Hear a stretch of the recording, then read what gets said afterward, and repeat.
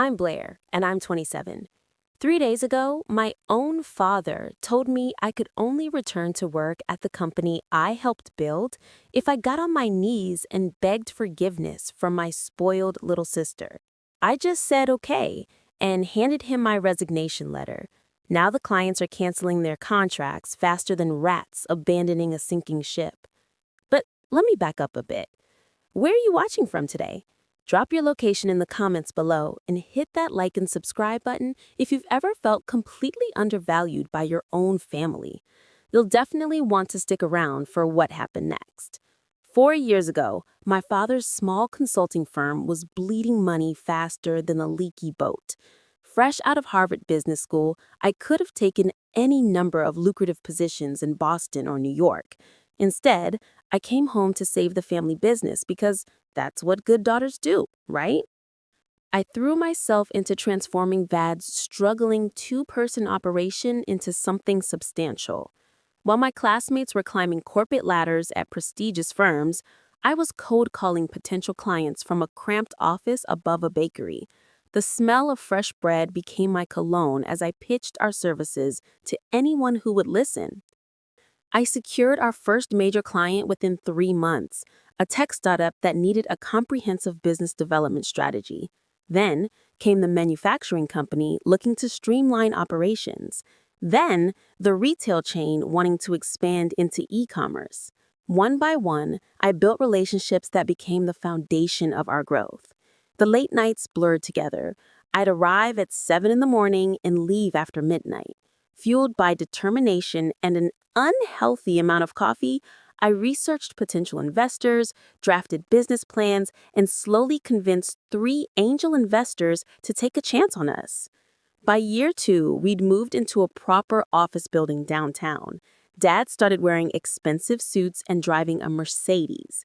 He joined the country club and began referring to himself as an entrepreneur who built his business from the ground up. Funny how he forgot about the Harvard MBA daughter who actually did the building. My younger sister, Emma, meanwhile, was still finding herself in college. She'd changed majors 4 times in 3 years, from psychology to art history to communications to whatever caught her fancy that semester. Dad always said she was exploring her options, taking her time to discover her passion. When Emma finally graduated with a degree in something called interdisciplinary studies, Dad announced she would join our company. Not as an intern, mind you, but as a full team member with a corner office and a salary that made my stomach turn. She needs to learn the business, he explained when I questioned the wisdom of this decision. Families should stick together. I should have seen the warning signs then, but I was foolish enough to believe that hard work and results would speak for themselves. Emma's first day at work was like watching a toddler try to perform brain surgery. She arrived at 10:30, 2.5 hours late, carrying a designer coffee cup and looking genuinely surprised that people had been waiting for her. "Sorry," she said, not sounding sorry at all. Traffic was crazy, and I had to stop for my usual latte. You know how it is. Actually, I didn't know how it was, since I'd been arriving at 7:30 every morning for 4 years. But Emma was already settling into her office, admiring the view I'd specifically requested for someone who would appreciate it. Within her first week, Emma had established herself as the unofficial queen of the office. She'd interrupt client meetings to ask if anyone wanted coffee, then disappear for an hour to get it. She'd reassign tasks to other employees without understanding what the tasks actually involved. "Maria," she told our accounting coordinator on Tuesday morning, "I need you to handle the Jenkins report differently. Make it more colorful." Maria, who had been preparing financial analysis for 15 years, stared at Emma with barely concealed horror. "Colorful? You know, jazz it up, make it fun to read." Emma explained. I watched from my office as Maria's eye twitched slightly. The Jenkins report was a quarterly financial assessment for a law firm. Hardly material that called for jazz hands and confetti. But the real problem started when Emma began throwing around the phrase, my father's company, like a weapon.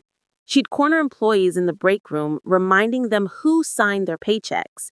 She'd override decisions I'd made without consulting anyone, including me. Emma, I said during her second week, knocking on her office door, we need to talk about the Morrison Project timeline. She looked up from her phone where she appeared to be scrolling through Instagram. What about it? We told the client we could deliver their marketing strategy in 2 weeks. The timeline I developed with the team was 6 weeks, and that was aggressive. Emma shrugged. So, work faster. Problem solved. The casual dismissal of months of careful planning made my jaw clench. It's not that simple. Quality work takes time. If we rush and deliver something subpar, we'll lose the client. Dad always says the customer is always right, Emma replied, already turning back to her phone. Maybe I'm just not used to working with someone who thinks business strategy is like ordering fast food. I thought to myself, but I kept that observation to myself. The breaking point came during our weekly staff meeting. Emma waltzed in 20 minutes late, interrupting my presentation about upcoming client deliverables. Oh, before I forget, she announced to the room, I'm implementing a new dress code, business formal only, and I want everyone here by 8 sharp. The silence that followed was deafening. These were people who had worked flexible schedules for years, people who performed at the highest level regardless of whether they wore suits or khakis. Emma, I said, carefully, we've never had issues with our current policies. She fixed me with a look that could freeze lava. Well, things are changing around here. That's when I realized this wasn't just about Emma learning the business. This was about power, control, and the dangerous combination of entitlement and inexperience. 3 weeks into Emma's reign of terror, I found our best project manager, Tom, updating his resume in his office. Going somewhere? I asked, though the answer was written all over his face. Tom looked up, guilty, then sighed. Blair, I've been here from the beginning. I've watched this company grow from nothing, but I can't work under these conditions anymore. What conditions specifically? I asked, though I suspected I knew. Yesterday, Emma told me I needed to redo 3 months of work on the Hartfield project because she didn't like the font I used in the presentation. The font, not the content, not the strategy, the font. I felt my blood pressure rising. Did you explain that the client had already approved the materials? He tried, and she replied, I don't care what the client approved. I'm in charge of this project now, and I want it done my way. Tom closed his laptop with a definitive snap. I've got kids to feed and a mortgage to pay. I can't afford to work for someone who changes directions based on her mood. This was exactly what I'd been afraid of. Tom wasn't just any employee. He was the kind of person that made our company reliable, professional, trustworthy. Losing him would be devastating. I gave myself a little time to think. Then I marched to Emma's office, where I found her redecorating. She'd replaced the professional artwork with motivational posters featuring cats and rainbows. Emma, we need to discuss your management approach. She barely looked up from hanging a poster that read, Hang in there, with a kitten dangling from a tree branch. What about it? Tom is considering quitting because you're asking him to redo perfectly good work for arbitrary reasons. Tom needs to learn that I have standards, Emma replied, stepping back to admire her handiwork. This company was too relaxed before I got here. This company was profitable and efficient before you got here, I corrected.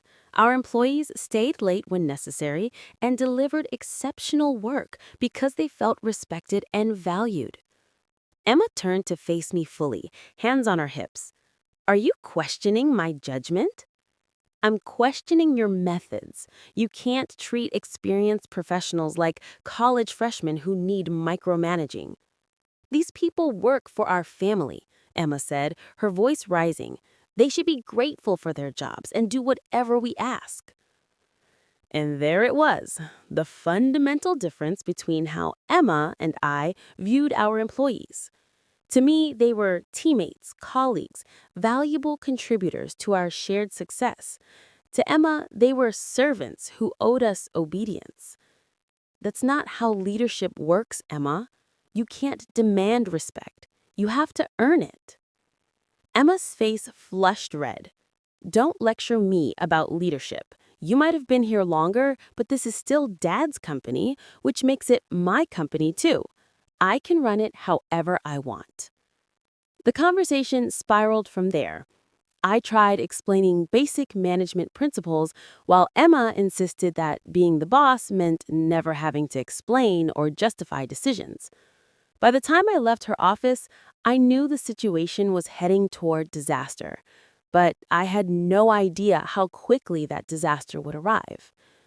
The next morning, I arrived at the office to find Emma's door closed and the sound of muffled sobbing coming from inside. I debated whether to check on her. We hadn't exactly parted on good terms yesterday, but basic human decency won out. I knocked softly. Emma, everything okay? The sobbing stopped abruptly. Go away. I'm coming in, I said, turning the handle. I found Emma slumped over her desk, mascara streaked down her cheeks like war paint. Her computer screen displayed an email that made my heart sink. Tom had sent his official resignation, effective immediately. So had Maria from accounting and Janet from client relations. 3 of our most experienced people gone in one morning. This is all your fault, Emma wailed, pointing an accusatory finger at me. You turned them against me. I never spoke to any of them about our conversation yesterday. You didn't have to. They could tell you didn't support me. They think I'm incompetent because you undermined my authority. I took a deep breath, choosing my words carefully. Maybe we should discuss this with Dad and get his perspective on how to move forward. Emma's tears dried up instantly, replaced by something calculating and cold. Yes, she said, reaching for her phone. Let's call Dad right now. I should have recognized the trap. I should have realized that Emma had long learned how to weaponize tears in family loyalty. But I was operating under the naive assumption that Dad would want to protect the business we'd built together. 20 minutes later, Dad was striding through our office with the grim expression of a man preparing for battle.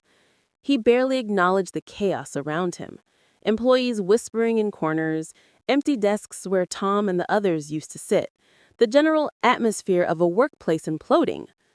Conference room, both of you, now, he barked. Emma followed behind him, her tears completely gone, replaced by the smug expression of someone who knew she was about to win. I walked into that conference room thinking I was going to have a rational discussion about management practices. I was about to learn how wrong I could be. Dad sat at the head of the table, Emma to his right, me across from them. The positioning felt deliberate, like a tribunal where the verdict had already been decided. Emma tells me you've been sabotaging her authority, Dad began without preamble. That's not accurate, I replied calmly. I've been trying to help her understand why her approach is causing problems, by criticizing her in front of the staff, by explaining basic management principles in private conversations. Dad's jaw tightened. Emma is your sister, Blair. She deserves your support, not your undermining. And there it was. The family card played exactly as I expected. Not a discussion about what was best for the business, but about family loyalty and supporting Emma regardless of the consequences. Dad, I said carefully, we've lost 3 key employees in one day. Don't you think we should focus on stabilizing the situation? Emma sniffled dramatically. See, she doesn't even care that she hurt my feelings. She only cares about being right. I stared at her in amazement. We were discussing the near collapse of our company, and Emma was making it about her feelings? But Dad was nodding sympathetically, his expression softening as he looked at his younger daughter. I could see the decision forming in his eyes, and my stomach dropped. This wasn't going to be a discussion at all. The emergency board meeting was called for the following Monday. Dad had assembled our 3 investors, the company's lawyer, and our accountant in the main conference room. The agenda, which I didn't see until that morning, contained exactly one item: organizational restructuring. I should have known something was wrong when Emma arrived looking like she had raided a Fortune 500 CEO's closet. Power suit, pearl earrings, perfectly styled hair. She looked like she was auditioning for a role rather than attending a business meeting.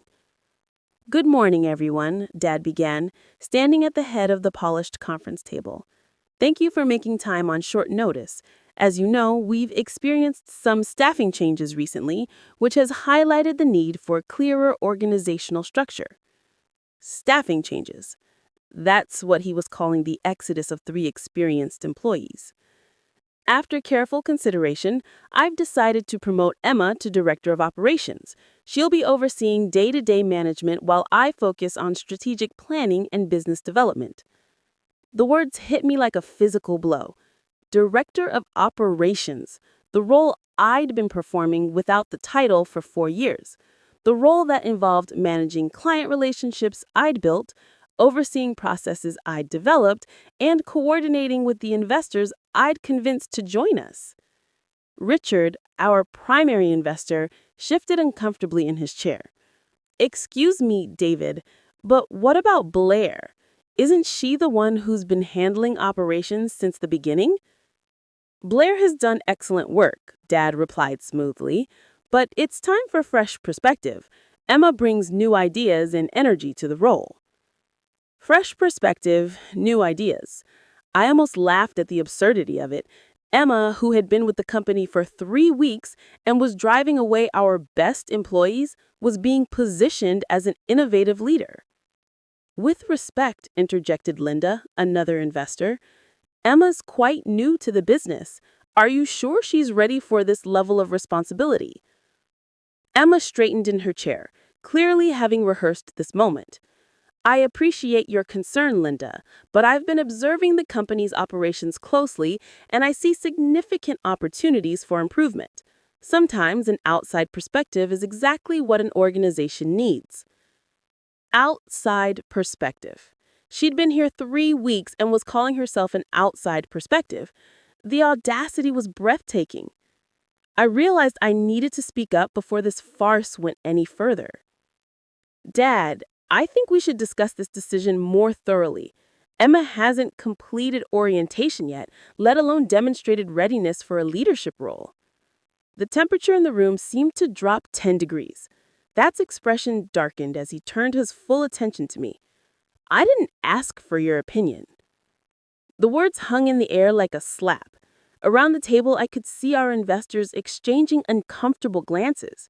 This was supposed to be a professional board meeting, not a family argument, but I couldn't stay silent, not when everything I'd worked for was being handed to someone who didn't understand or respect it. "This isn't about opinions," I continued, keeping my voice steady despite the turmoil inside. "This is about the company's future. We've already lost 3 employees because of management issues. Promoting the person responsible for those losses seems counterproductive." Emma's eyes filled with tears. "She's been undermining me since the day I started," she said, her voice quivering with perfectly calibrated emotion. "I've tried so hard to contribute, but Blair refuses to accept that I might have value to add." And there it was, the masterstroke. Emma had positioned herself as the victim and me as the villain, all while our investors watched. Dad's face was red now, his anger barely contained. "That's enough, Blair. You've shown nothing but disrespect for your sister since she joined us." "I've shown concern for the business." "The business I built," Dad snapped. "The business that exists because of his vision, his hard work, his 4 years of 18-hour days building relationships and securing investments, turning his failing consultancy into a thriving company. And he was erasing my contribution with a few words." "Actually," Richard interrupted, From what I recall, Blair was instrumental in the company's growth. The business plans she developed was a key factor in our investment decision. Dad's jaw tightened dangerously.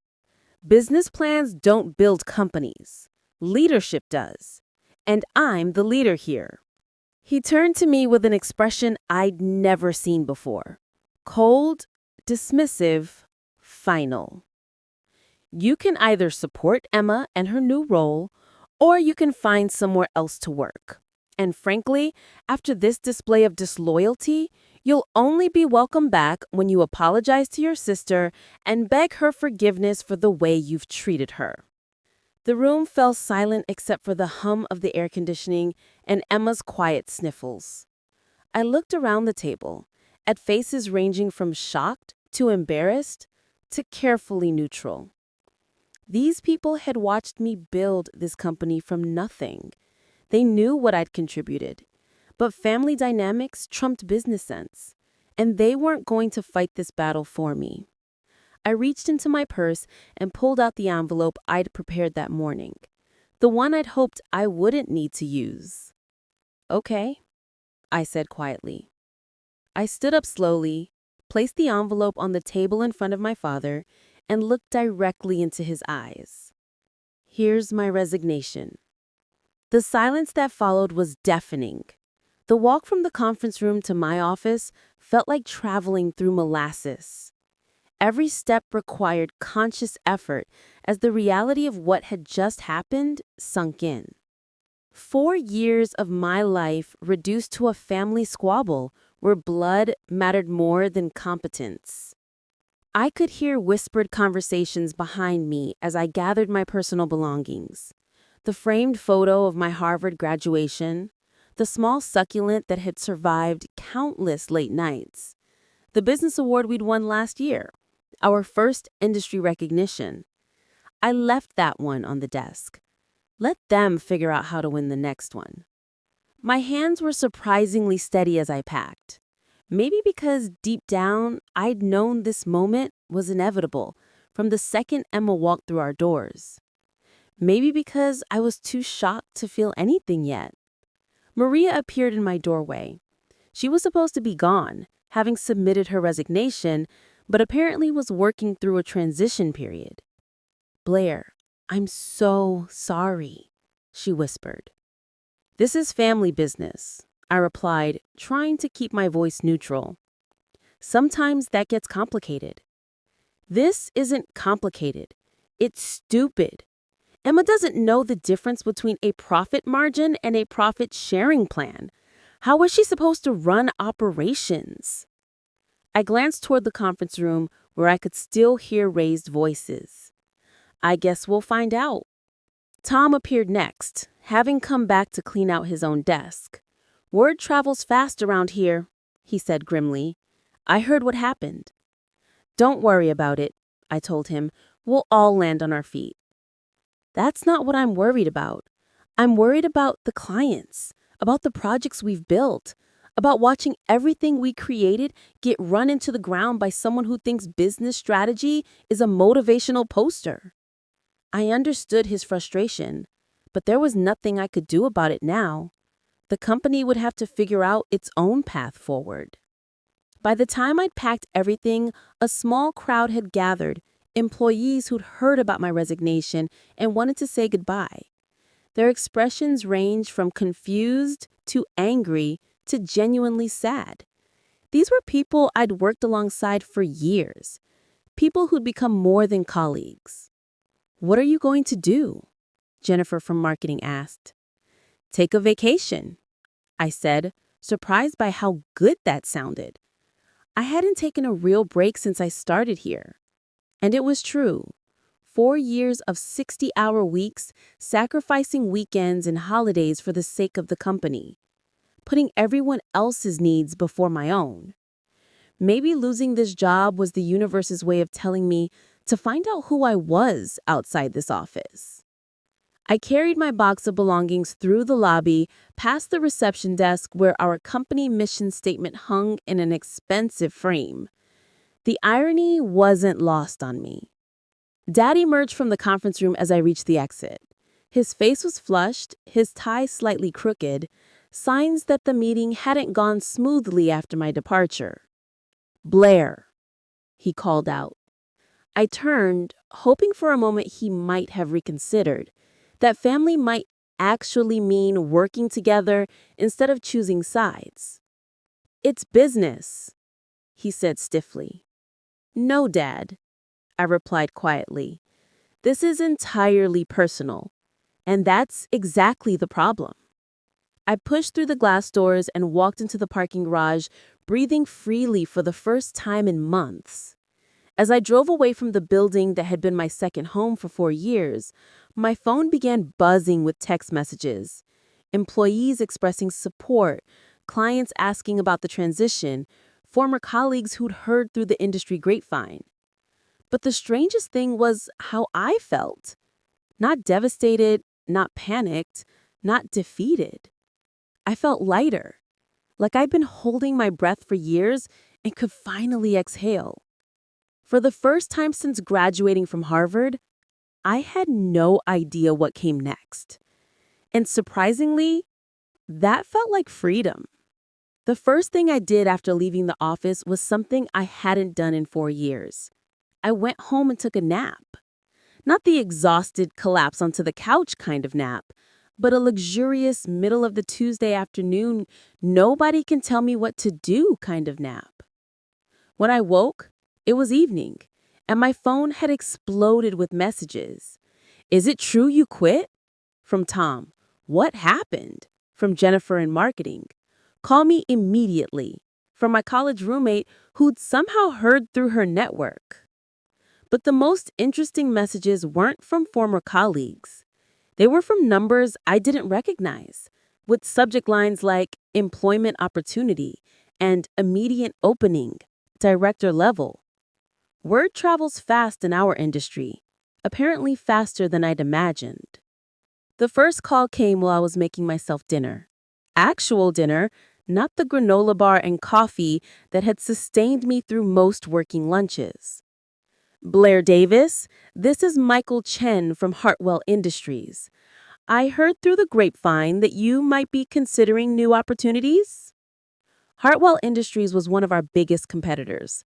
Michael was their VP of Business Development, someone I'd met at industry conferences and respected professionally. "News travels fast," I said, stirring pasta sauce and trying to keep the amusement out of my voice. "Good people are hard to find, and good people who understand both strategy and execution are even harder. Would you be interested in discussing a senior director position?" 3 years ago, I would have jumped at such an offer. Today, it felt surreal. "What kind of timeline are you thinking?" I asked. "How about lunch tomorrow?" I almost laughed. Yesterday, I was being told to beg forgiveness from my incompetent sister. Today, I was fielding job offers over homemade marinara sauce. "Let me check my very busy schedule of unemployment," I said.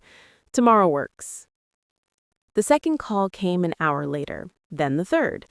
By bedtime, I had lunch meetings scheduled for the rest of the week and a growing realization that my professional reputation extended far beyond the company I'd just left.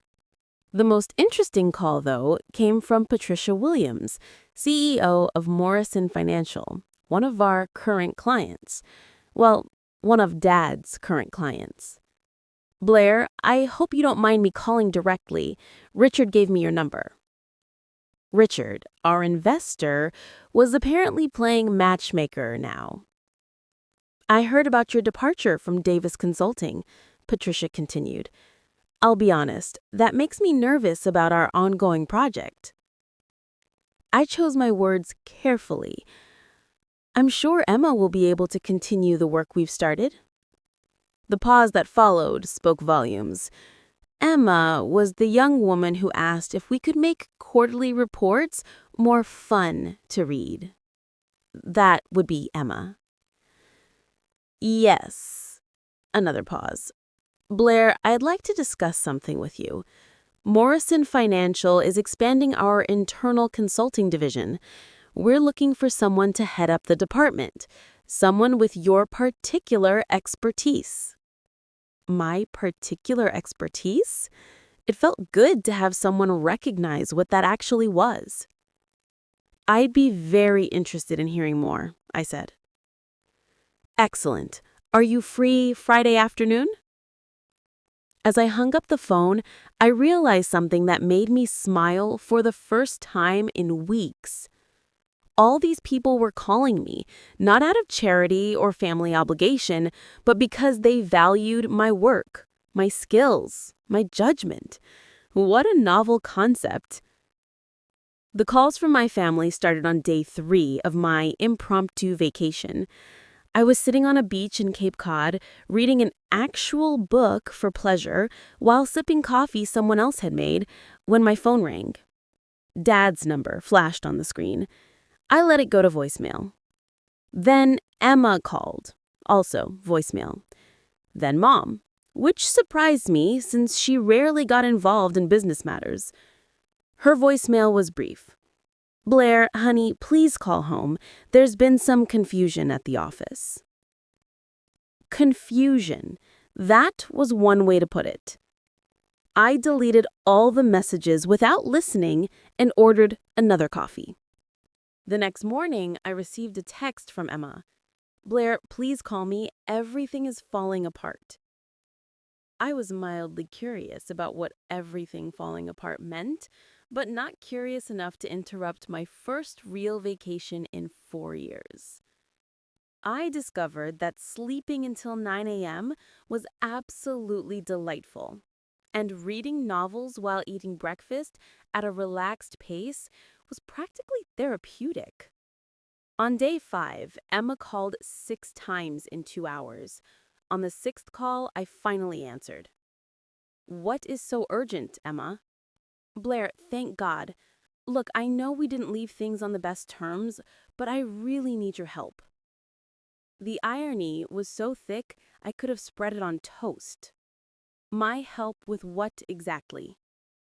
The Morrison Financial Project is completely confused. Patricia Williams keeps asking questions I don't understand.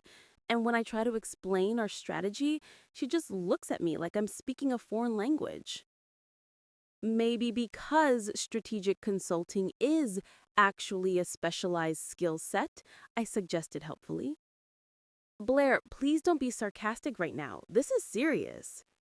Oh, now it was serious. Not when she was treating our employees like servants, not when she was making arbitrary changes to established processes, but now she was facing consequences. "Emma, what exactly do you want from me?" "I need you to call Patricia and smooth things over.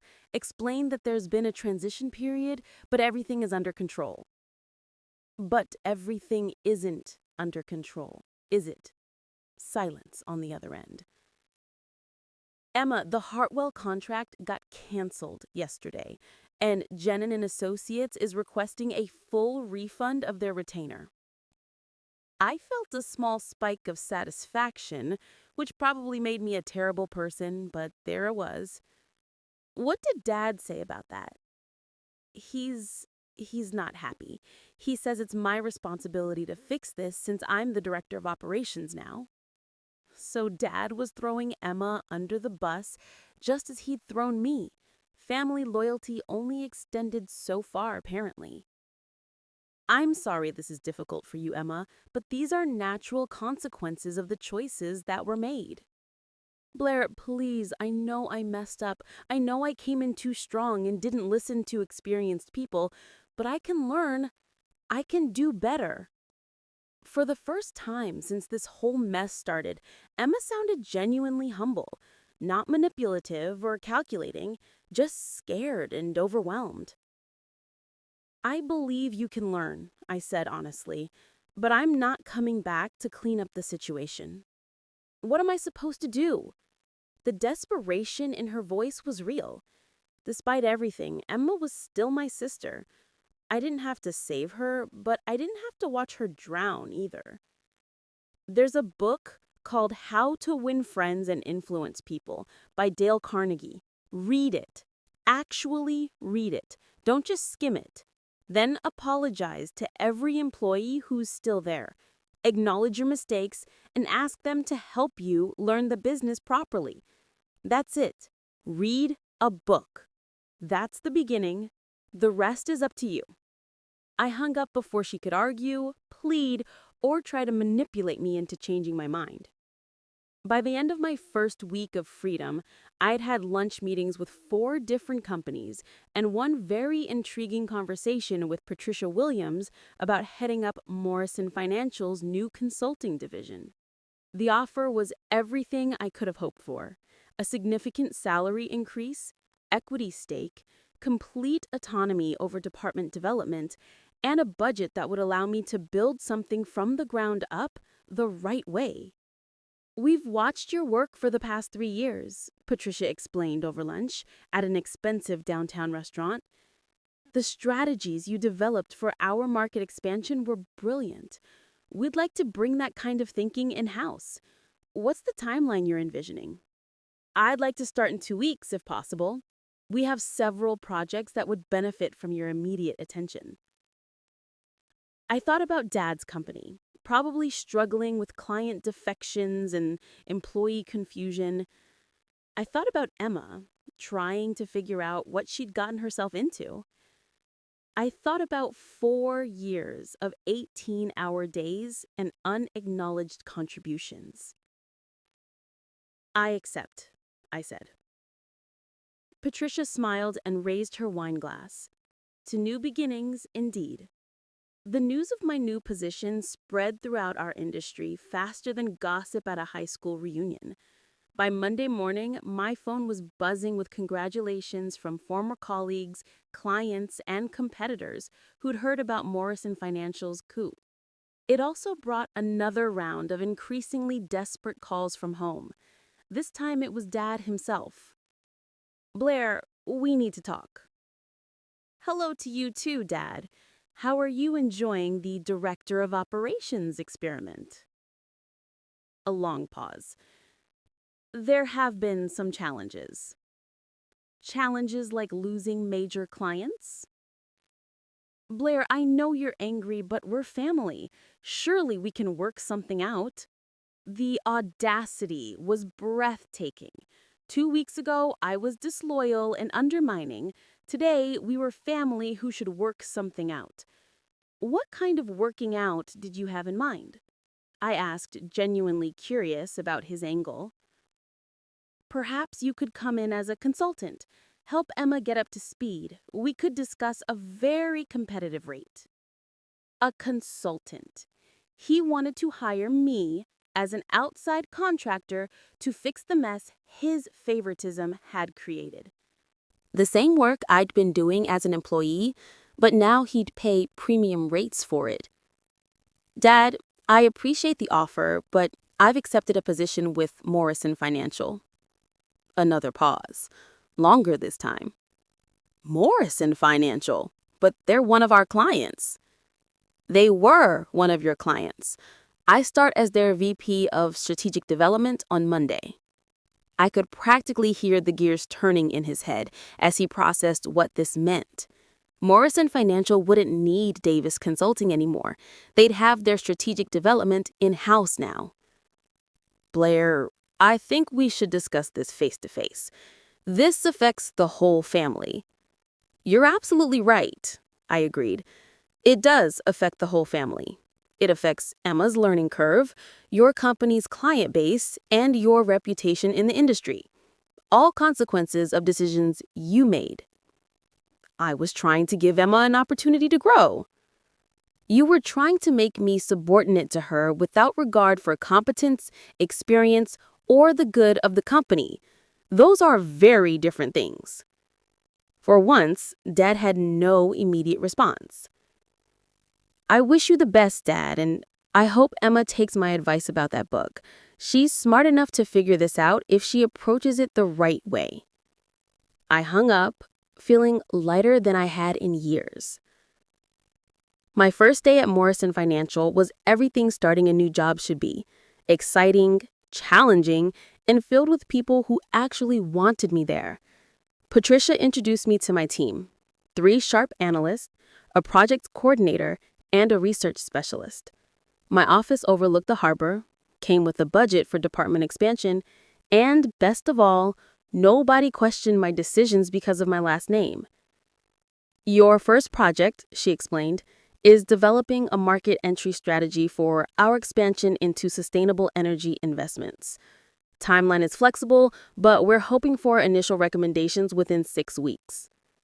6 weeks to develop a comprehensive strategy for a completely new market sector. It was exactly the kind of challenge I'd been craving. I'll need access to your research databases and about a week to get familiar with your current portfolio structure, I said. Done. Anything else? Complete autonomy over methodology and team management. Patricia smiled. That's why we hired you.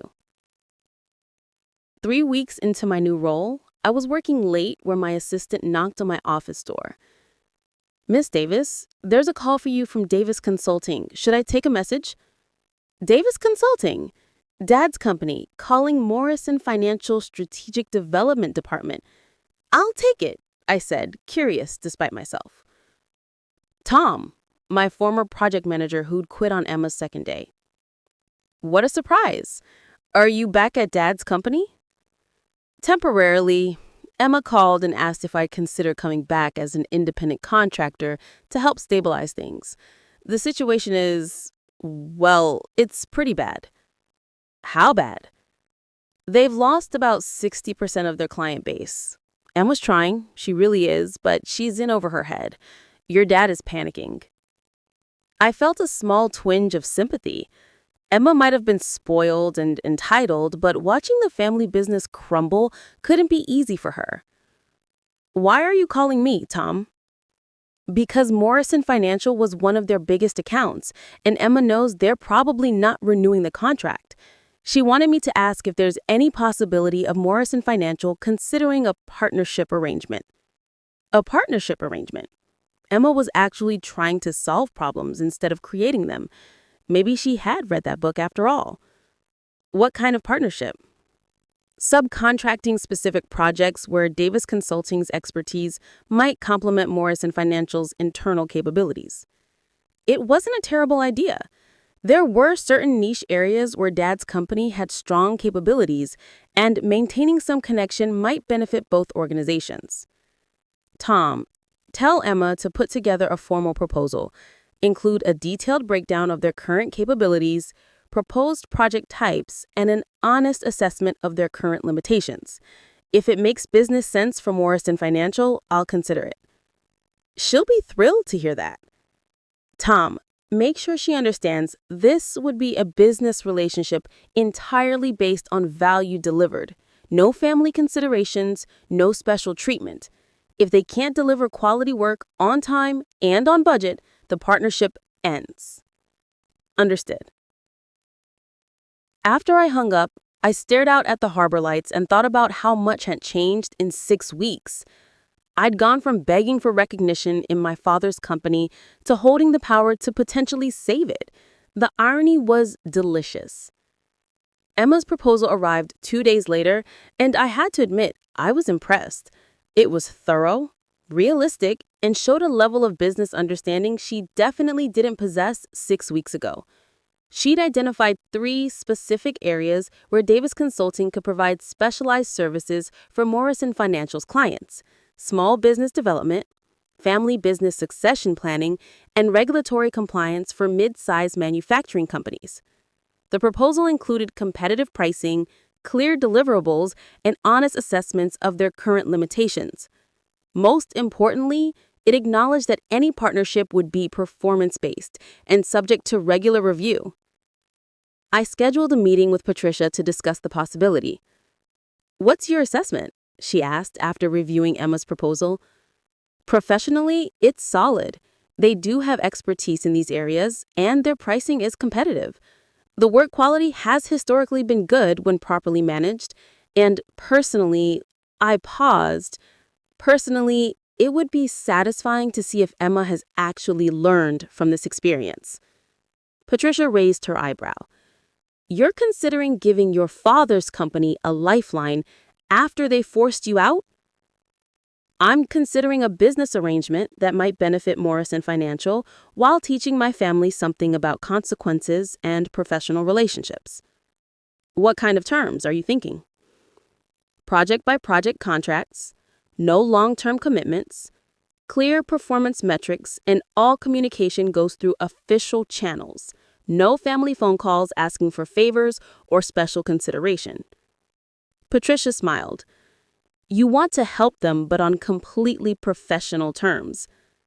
I want to see if they can operate as a legitimate business partner without the family drama clouding everything. The first test came sooner than expected. Morrison Financial had a client, a family-owned manufacturing company that needed help with succession planning as the founder prepared to retire. It was exactly the kind of project Emma's proposal had identified.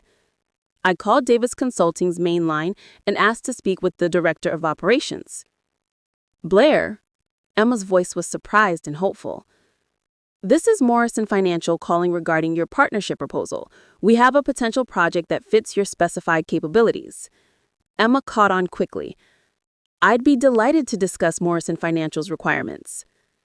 I outlined the project's scope, timeline, and expectations. Emma asked intelligent questions about the client's background and specific challenges. When I mentioned the budget, she didn't try to negotiate higher rates or ask for special consideration. We can absolutely deliver this within your timeline and budget. When would you like our detailed project plan? End of this week. You'll have it Thursday. She delivered on Wednesday. The project plan was thorough, realistic, and showed she'd clearly learned how to manage client expectations rather than making impossible promises. Even better, the team structure included experienced contractors to supplement areas where Emma's knowledge was still developing. I approved the project. 2 weeks later, Emma's team delivered exactly what they promised, on time and within budget. The client was satisfied, and Morrison Financial's reputation was enhanced rather than risked. When Emma called to discuss the next potential project, her tone was completely different from our previous conversations. Professional, confident, but not arrogant. She asked for feedback on their performance and incorporated my suggestions into her next proposal. Dad, meanwhile, had started treating me with something resembling respect. When we ran into each other at an industry conference, he actually thanked me for giving them a chance to prove themselves. I know things got complicated between us, he said awkwardly, but I'm proud of what you've accomplished at Morrison Financial. It wasn't an apology for how he'd handled the situation, but it was acknowledgement that I'd been right about my own capabilities. Emma, meanwhile, had enrolled in business management courses and was working with a professional mentor to develop her leadership skills. She'd also rehired 2 of the employees who'd quit during her early disaster period. Most importantly, she'd learned to listen before speaking and to ask questions instead of making assumptions. 6 months later, I was reviewing quarterly reports when Patricia knocked on my office door. Blair, do you have a minute? Of course. How can I help you? Actually, I wanted to discuss how the company can help you. She sat down across from my desk with a smile that suggested good news. The board met yesterday to review the Strategic Development Department's performance. I had been expecting this conversation. Our department had exceeded every performance metric, brought in 3 major new clients, and saved the company significant consulting fees by handling projects internally. We're creating a new position, Chief Strategy Officer. It comes with a significant salary increase, equity stake, and a seat on our executive committee. Interested? Chief Strategy Officer. 6 months ago, I'd been told to beg forgiveness for my sister. Today, I was being offered a C-suite position at a multi-million-dollar company. I'm very interested, I said. Excellent. We'll make the official announcement next week. That evening, I called Emma to let her know about the promotion before she heard it through industry channels. Blair, that's incredible. Congratulations. Thank you. How are things going on your end? Really well, actually. We just signed a new client, a tech startup that needs comprehensive business development support. Dad let me handle the entire negotiation myself. How did that feel? Terrifying and amazing at the same time. But I realized something. I actually enjoy this work when I know what I'm doing. Emma had indeed learned her lesson. She discovered that earning respect was more satisfying than demanding it, and that competence mattered more than family connections in the business world. Emma, I'm proud of how you've handled this whole situation. I couldn't have done it without your advice. That book you recommended changed everything for me. You did the work. I just pointed you toward the right resource. Blair, I know I never really apologized for how I acted when I first started. I was awful to you and to everyone else. I'm sorry. It was the first genuine apology I'd received from any family member about the whole mess. Apology accepted. We all make mistakes.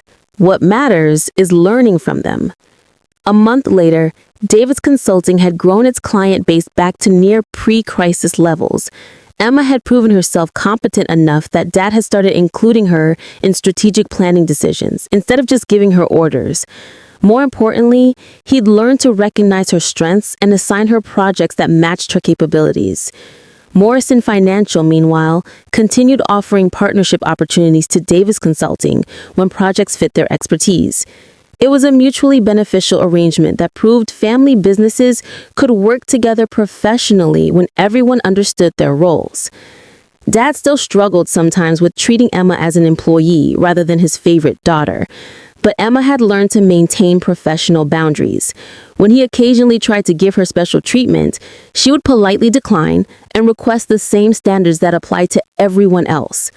The most satisfying moment came when Dad invited me to lunch, not to discuss business, but just to talk. For the first time in years, he asked me about my life outside of work, my plans for the future, and my thoughts on industry trends. He asked me about my life outside of work. My plans for the future, and my thoughts on industry trends. He realized I never really thanked you for what you did for the company, he said as we finished our meal. I took your contributions for granted, and that wasn't fair. It wasn't a complete acknowledgement of how badly he handled the situation, but it was a start. I appreciate that, Dad. Emma told me she's thinking about getting her MBA, following in your footsteps. I smiled. That's a good idea. She's got the right foundation now. As I walked back to my office, my corner office with the harbor view and the team that respected my judgment, I thought about how dramatically everything had changed. I'd lost a job where my family took me for granted and gained a career where my contributions were valued.